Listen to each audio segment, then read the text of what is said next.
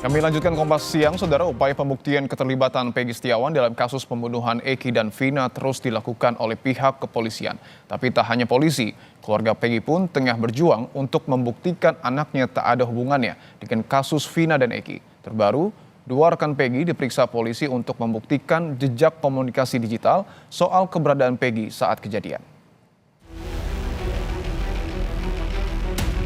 Pemeriksaan salah satu rekan Peggy, Dede Kurniawan, dilakukan di Polres Cirebon, Jawa Barat.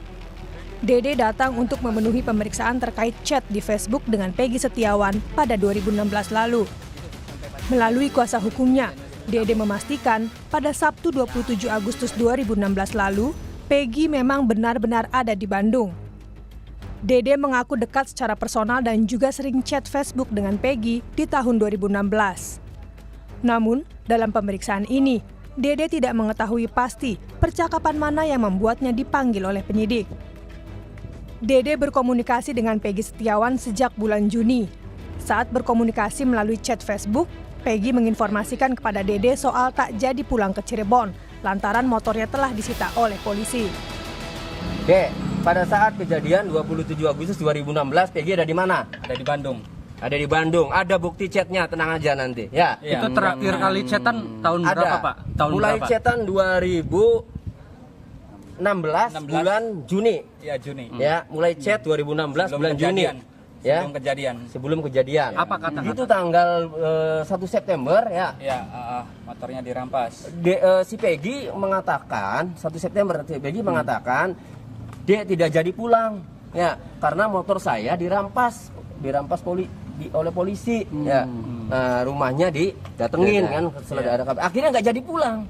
Nah, jadi Dede tahu Peggy di Bandung kemudian nggak jadi pulang ya memang bisa dibuktikan dengan chat ada inbox itu ya, messenger ya. Namun, tak hanya Dede. Nurul Iman, teman Facebook Peggy, juga diperiksa soal chat dengan Peggy pada tahun 2015.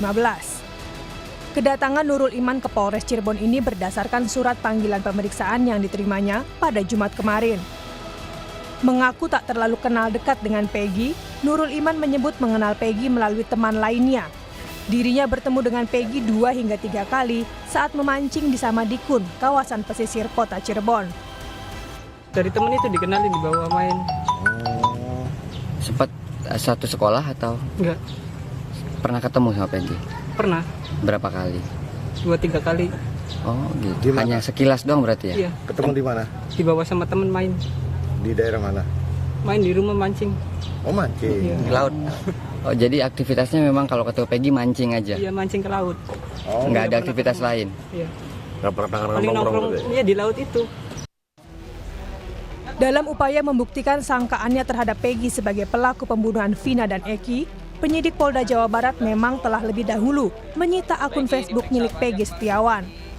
Dalam pemeriksaan sebelumnya, penyidik mencecar 28 pertanyaan kepada Peggy terkait aktivitasnya di media sosial Facebook. Polisi pun menjadikan akun Facebook Peggy sebagai alat bukti. Dugaan adanya kepemilikan akun Facebook milik tersangka PS. Dan dari hasil pemeriksaan, tersangka PS mengakui bahwa akun Facebook tersebut adalah miliknya. Artinya, akun Facebook tersebut hanya bisa diakses oleh yang bersangkutan, oleh tersangka PS sendiri, dan karena dia sendiri yang memiliki password. Nah, terkait dengan hal tersebut tentunya menjadi salah satu juga alat bukti yang didapatkan oleh penyidik. Namun beberapa bukti jejak digital media sosial Facebook milik Peggy juga telah dibawa oleh pengacara. Bukti ini dipersiapkan untuk sidang pra-peradilan Peggy yang akan digelar pada 24 Juni mendatang. Tidak dimunculkan isi status ini, padahal ada di Facebook Peggy. Kenapa kalau memang Facebook itu diperiksa, disita, kemudian dibuka oleh ahli, kenapa hal-hal yang meringankan ini tidak mau dimunculkan oleh pihak penyidik? Karena ini kan benar-benar alibi yang sangat kuat. Kita pun akan menguatkan bukti-bukti untuk Peggy Setiawan bahwa dia memang betul-betul bukan pelakunya. Jadi selama ini penyidik hanya memaksakan untuk tetap Peggy adalah pelakunya walaupun Buktinya sangat lemah. ya Kini, menarik untuk dinanti. Apakah akun Facebook Peggy bisa jadi bukti baru bagi polisi untuk menguatkan posisi Peggy sebagai tersangka pembunuhan? Jalannya pra-peradilan 24 Juni mendatang juga dinanti untuk memastikan apakah status tersangka Peggy sah di tengah kontroversi benar tidaknya Peggy jadi pelaku pembunuhan di kasus yang terjadi 8 tahun lalu. Tim Liputan, Kompas TV.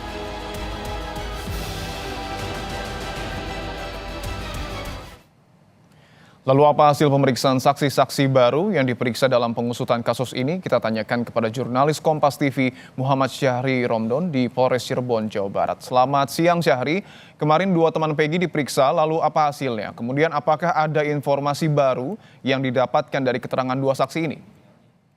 Ya, baik Dipo dan juga saudara, selamat siang. Hasil pemeriksaan terhadap 2 teman Peggy yang mereka melakukan percakapan di Facebook belum disampaikan oleh pihak kepolisian baik dari Polres Cirebon Kota ataupun Polda Jawa Barat yang melakukan pemeriksaan secara langsung. Namun sampai saat ini kami tentunya terus berusaha mendapatkan informasi tersebut, belum juga mendapatkan jawaban karena mereka mengatakan bahwa masih dalam proses pemeriksaan lebih lanjut untuk pendalaman pemeriksaan.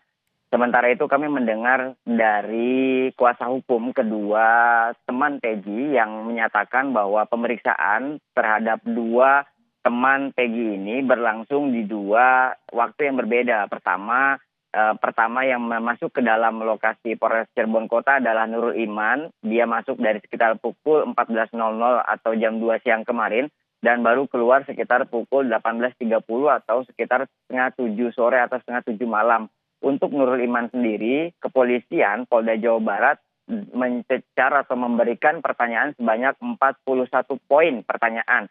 Menurut mereka, baik dari kuasa hukum maupun dari pihak Nurul Iman menyatakan bahwa ada satu keterangan besar atau kesimpulan besar yang dilakukan oleh pihak kepolisian terhadap Nurul Iman terkait adanya percakapan si Peggy dengan Nurul Iman seakan-akan atau ada kalimat terkait penyerangan. Kalimat itu yang terus berulang kali ditanyakan dari pihak kepolisian terhadap Nurul Iman, dan Nurul Iman juga menyampaikan bahwa hal itu dia tidak ketahui dan terbukti dalam rentang waktu sejak percakapan itu ada sampai beberapa hari kemudian tidak ada dan tidak terbukti adanya penyerangan. Selain itu, Nurul Iman juga memastikan bahwa statusnya teman dengan Peggy adalah bukan teman dekat, melainkan Nurul Iman itu kenal melalui perantara dan hanya bertemu Peggy 2-3 kali saat mancing di kawasan Samadikun, karena Samadikun merupakan wilayah pesisir Kota Cirebon. Untuk saksi teman Peggy yang kedua, yakni Dede Kurniawan, itu masuk sekitar pukul 2 siang sampai keluar sekitar pukul 17.30 dengan jumlah total pertanyaan sekitar 22. Kuasa hukumnya Tony RM memastikan ada 2 poin yang terus didesak penyidik kepada Dede Kurniawan terkait adanya postingan yang seakan-akan mengarahkan kepada tulisan Jack GD, artinya Jack garis keras di sana, dan dihubung-hubungkan dengan peristiwa perkara pada saat Vina dan Eki ditemukan tewas. Padahal menurut kuasa hukum kejadian tersebut sangat tidak memiliki korelasi. Dan poin yang kedua adalah ada foto bersama antara Peggy Setiawan dengan Dede Kurniawan saat di pelabuhan. Mereka pun baik dari kuasa hukum maupun Dede Kurniawan memastikan bahwa itu tidak memiliki korelasi dan terpaut jauh di tahun 2015. Dari 2 kesaksian ini, pihak kuasa hukum meyakini bahwa 2 percakapan atau 2 hasil pemeriksaan ini tidak mendukung atau tidak sesuai dengan target kepolisian yang seakan-akan mengarahkan bahwa Peggy Setiawan itu pelaku atau terpidana, maksud kami tersangka dari pembunuhan Vina dan juga Eki. Dipo. Artinya ada puluhan pertanyaan yang kemudian dilontarkan polisi kepada 2 teman Peggy ini, namun sayang sampai dan saat ini polisi masih belum menjabarkan hasil dari pemeriksaan tersebut. Lantas pada 24 Juni yang mendatang, Syahri, dijadwalkan sidang perdana pra-peradilan akan digelar. Lalu seperti apa persiapan baik dari tim kuasa hukum maupun penyidik menghadapi pra-peradilan nanti? bila kami mendapatkan keterangan beberapa hari lalu dari Humas Polda Jawa Barat, Kombes Julius menyatakan bahwa pihak Polda Jawa Barat menyiapkan tim hukum untuk menghadapi proses pra-peradilan yang telah diajukan tim kuasa hukum Peggy Setiawan. Mereka juga mengatakan memiliki beberapa bukti yang akan dibawa dalam pra-peradilan. Begitupun dari tim kuasa hukum Peggy Setiawan yang berjumlah totalnya 70 kurang lebih kuasa hukum, itu juga menyiapkan banyak alat bukti, baik dari percakapan Facebook, kemudian juga jejak digital yang sangat dekat dengan beberapa pembahasan di akhir-akhir ini. Karena Rabu kemarin Polda Jawa Barat memeriksa tambahan atau BAP tambahan terhadap Peggy yang fokus terhadap medsos atau akun Facebooknya Peggy Setiawan. Tentu pihak kuasa hukum memprint out atau mencetak bukti-bukti ini yang juga akan dibawakan. Beberapa diantaranya adalah jejak digital Peggy dalam rentang waktu Agustus hingga Desember, di mana Peggy Setiawan beberapa kali melakukan unggahan status bahwa memang dia berada di Bandung.